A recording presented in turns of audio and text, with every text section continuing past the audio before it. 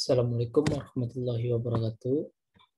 Pada kesempatan kali ini, saya akan menjelaskan mengenai soal permasalahan yang diberikan dosen saya untuk memenuhi tugas pertemuan 11 untuk materi siklus produksi. Namun sebelumnya, perkenalkan nama saya Muhammad Ridho, NIM 19053013. Pada saat ini saya akan menjelaskan mengenai permasalahan 14.5 yang mana soal permasalahan ini digunakan dari buku Accounting Information System, yaitu karangan dari Romney. Pada buku ini terdapat soal mengenai perusahaan manufaktur Jobs Brand membuat alas kaki atletik. Pemrosesan pesanan produksi adalah sebagai berikut. Pada akhir setiap minggu, Departemen Perencanaan Produksi menyiapkan jadwal produksi master atau MPS yang mencantumkan gaya dan kuantitas sepatu mana yang akan diproduksi selama seminggu ke depan. Program persiapan pesanan produksi mengakses MPS dan daftar produksi disimpan dalam file disk permanen. Untuk menyiapkan pesanan produksi untuk setiap gaya sepatu yang akan diproduksi, setiap pesanan produksi baru ditambahkan ke file master pesanan produksi terbuka yang disimpan di disk. Yang kedua, setiap hari petugas Departemen Suku Cadang meninjau pesanan produksi terbuka dan MPS untuk menentukan bahan mana yang perlu dilepaskan ke produksi. Semua bahan kode batang. Pekerja pabrik bekerja secara individual di area kerja berbentuk U atau U yang dirancang khusus yang dilengkapi dengan beberapa mesin untuk membantu mereka dalam membuat sepasang sepatu sepenuhnya. Pekerja pabrik memindai kode batang saat mereka menggunakan bahan. Untuk mengoperasikan mesin, pekerja pabrik menggesek lencana ID mereka melalui pembaca. Ini menghasilkan sistem secara otomatis, mengumpulkan data yang mengidentifikasi siapa yang memproduksi setiap pasang sepatu dan berapa banyak waktu yang diperlukan untuk membuatnya. Lanjut. Setelah sepasang sepatu selesai, sepatu ditempatkan dalam sebuah kotak. Mesin terakhir di setiap sel kerja mencetak label kode batang yang ditempelkan pekerja ke kotak. Sepatu yang sudah selesai kemudian dikirimkan ke gudang. Timbul pertanyaan yang pertama, menyiapkan diagram aliran data dari semua operasi yang dijelaskan dari pernyataan yang tadi. Yang kedua, prosedur kontrol apa yang harus kita lakukan atau kita terapkan dalam sistem tadi. Yang pertama, di sini kita akan menjelaskan mengenai diagram aliran data dari semua operasi yang ada pada pernyataan. Karena ini menggunakan diagram aliran data, di sini kan diagram aliran data itu memiliki tingkatan level-levelnya. Pada kali ini saya akan menggunakan level 0. Kenapa level 0? Diagram aliran data level 0 adalah diagram aliran data yang memuat secara umum, secara global gitu, secara betul-betul secara umum suatu operasi yang dijalankan suatu perusahaan. Maka di sini saya akan menjelaskan pernyataan tersebut menggunakan diagram aliran data level 0. Sebelum kita menggambar diagram aliran data, tentu yang langkah pertama yang harus kita lakukan itu kita harus terlebih dahulu tahu simbol-simbol yang ada di dalam diagram aliran data. Sehingga dalam pembuatan diagram aliran data nanti kita tahu bagaimana simbol-simbol tersebut dapat digunakan dengan baik. Lanjut. Yang untuk A, diagram aliran data dari semua operasi yang dijelaskan itu sudah saya gambarkan seperti ini.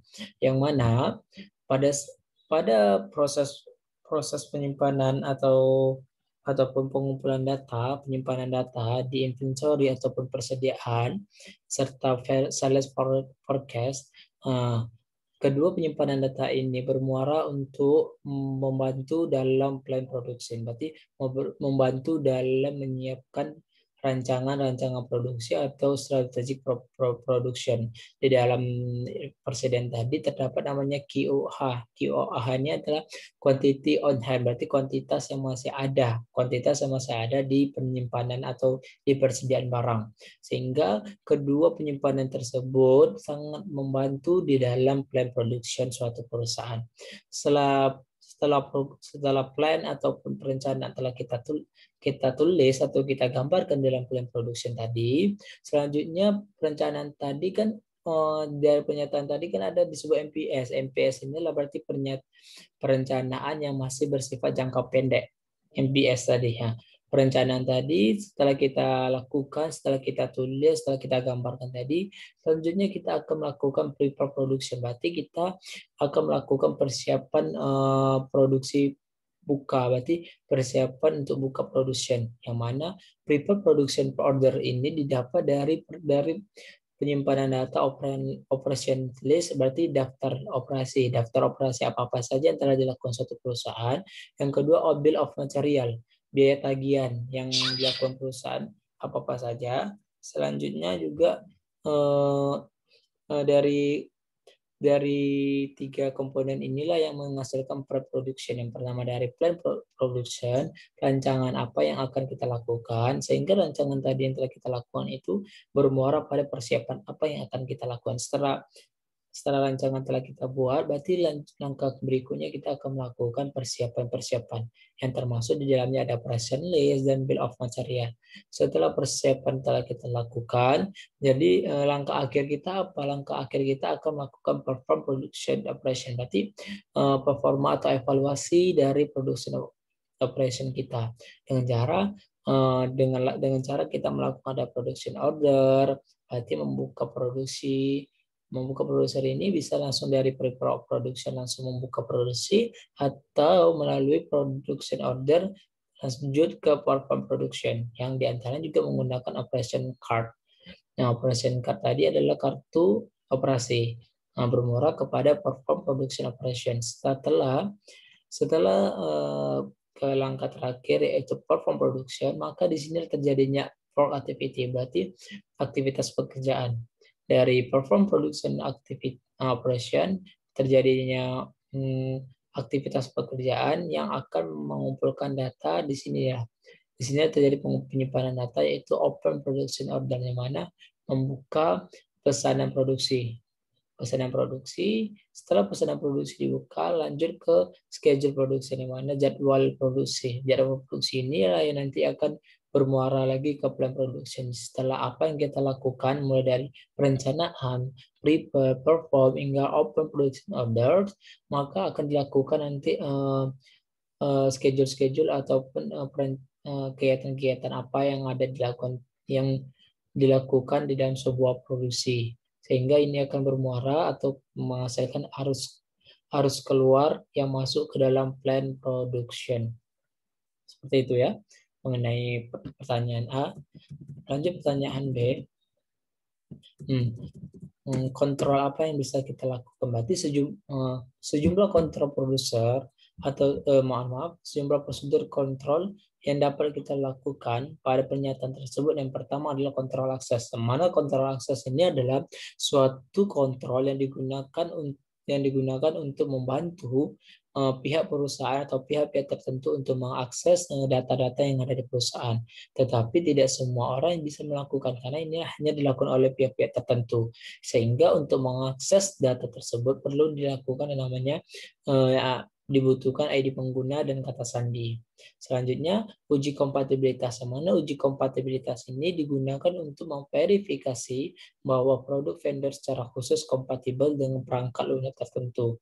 Atau dengan kata lain, uji kompatibilitas ini adalah suatu uji kompatibilitas yang memverifikasi dua langkah bahwa yang bersangkutanlah yang bisa masuk ke dalam akses jaringan tersebut dengan cara menggunakan kata sandi. Selanjutnya pemeriksaan validitas, yang mana pemeriksaan validitas ini dapat digunakan dengan menggunakan nomor kode produk. Selanjutnya cek batas, yang mana cek batas ini dapat digunakan atau dapat dilihat pada kuantitas produksi. Kuantitas produksi mana atau level batas penghasilan kuantitas produksi itu sejauh mana.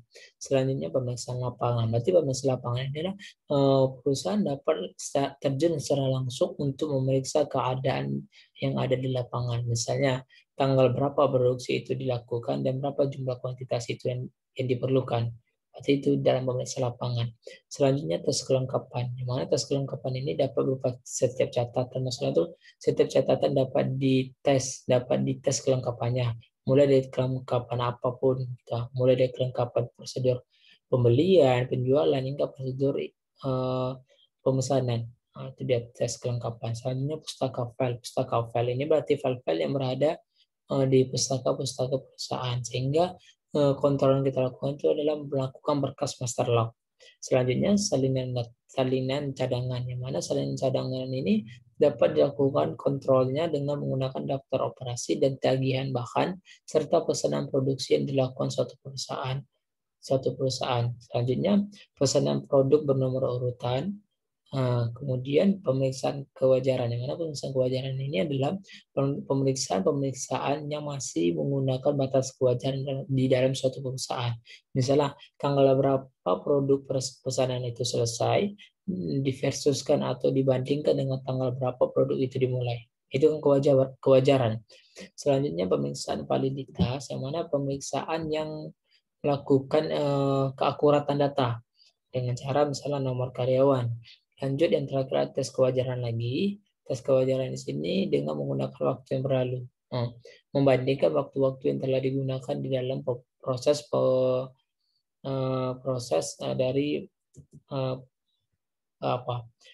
dari prosedur kontrol yang kita lakukan. Seperti itu.